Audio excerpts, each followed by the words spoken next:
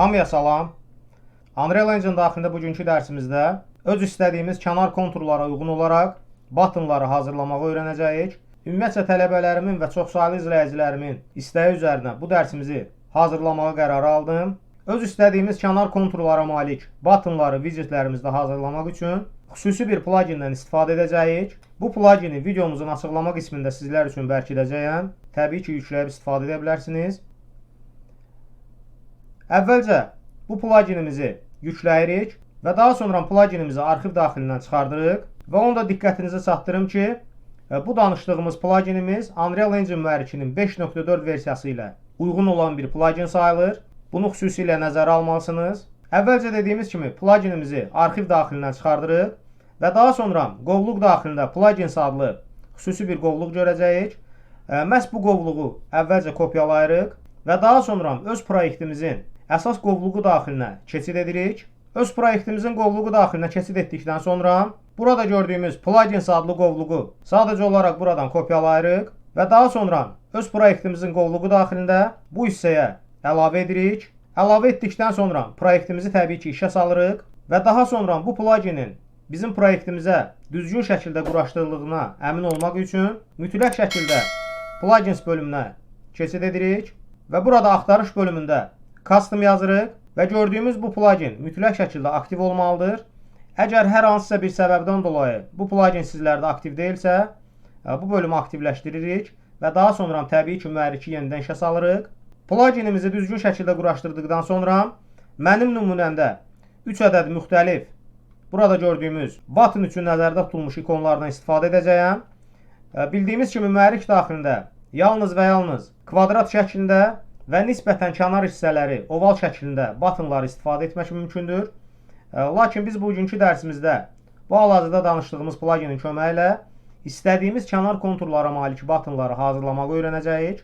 Bunun üçün təbii ki, əvvəlcədən widgetimizi hazırlayırıq. Widgetimiz daxilinə keçid edirik. Burada Canvas panel daxilində nümunə üçün 3 ədəd button əlavə etmişəm. Lakin bu buttonlarımız adi button komponentimiz deyil.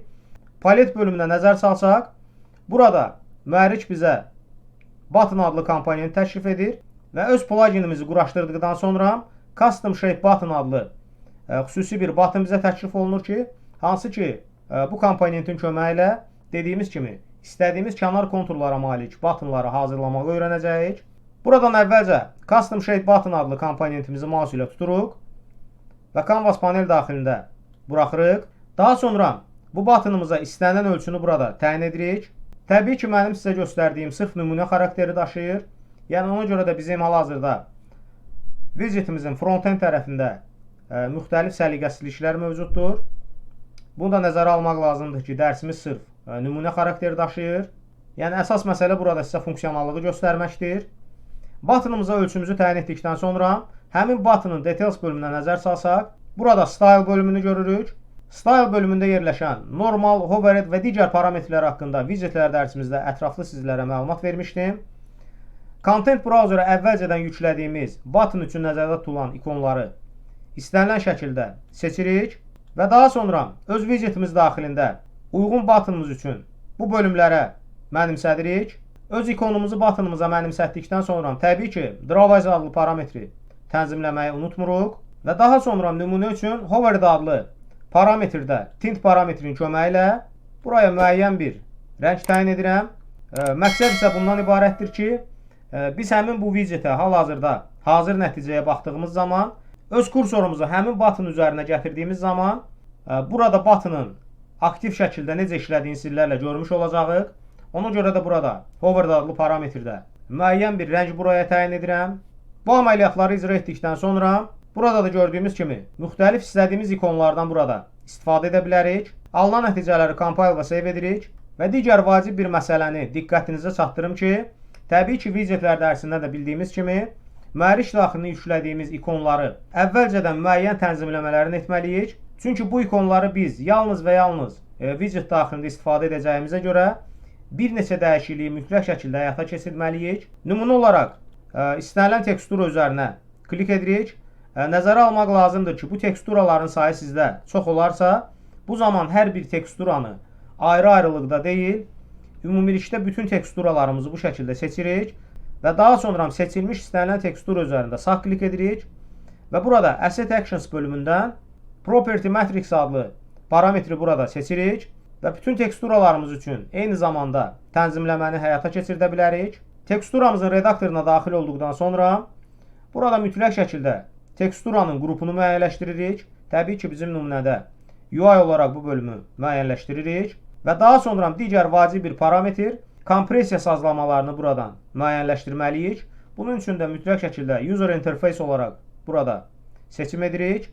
Alınan nəticələri hər bir teksturamız üçün save edirik və bu hazırladığımız widgetimizi ekrana çap etmək üçün mənim nümunəmdə Level Blueprint daxilində belə bir funksionallıq yazmışam və son olaraq hazır nəticəyə baxırıq.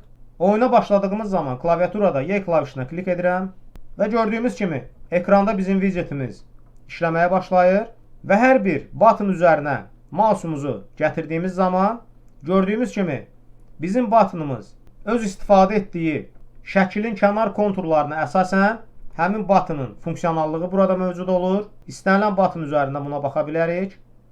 Mən Overhead adlı parametrdə xüsusi bir rəngi buna görə təyin etmişdim. Buradan da gördüyümüz kimi hər bir buttonımızın üzərindəki şəklin konturlarına uyğun olaraq buttonları bu şəkildə asanlıqla istifadə edə bilərik. Hətta fikir versəniz, bu məsafədə belə bizim mausumuzun kursoru buttonımız ilə heç bir əlaqədə olmur. Lakin birbaşa şəklin üzərinə keçdiyimiz zaman bizim buttonımız funksionallıq göstərir bu şəkildə. Məhz bu şəkildə dediyimiz kimi mühərrik daxilində öz istəyimizə uyğun olaraq istədiyimiz şəkillərin və yaxud da ikonların kənar konturlarına əsasən özümüzə məxsus buttonları mühərrik daxilində istifadə edə bilərik.